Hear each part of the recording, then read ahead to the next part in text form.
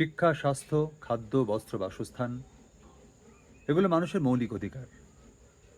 এই প্রত্যেকটি অধিকারের সঙ্গে জড়িয়ে আছে তার কর্মসংস্থান। প্রতিটি মানুষ তার যোগ্যতা অনুযায়ী কাজ করবে, রোজগার করবে এবং সম্মানের সঙ্গে মাথা উঁচু করে বাঁচবে, এটাই স্বাভাবিক। কিন্তু বিগত বেশ কয়েক বছর ধরে এই রাজ্য প্রশাসনের নানা স্তরে দুর্নীতি যেভাবে বাসা বেঁধেছে, তাতে সাধারণ মানুষের জীবন বিপন্ন হতে বসেছে। এই জিনিস বেশিদিন চলতে থাকলে গোটা রাজ্য জুড়ে এক চরম অরাজকতা দেখা দেবে। এর বিরুদ্ধে প্রতিবাদ করে আগামী 28শে জুলাই চলো নবান্ন নামে যে অরাজনৈতিক কর্মসূচির আয়োজন করা হয়েছে, আমি তার সাফল্য কামনা করি।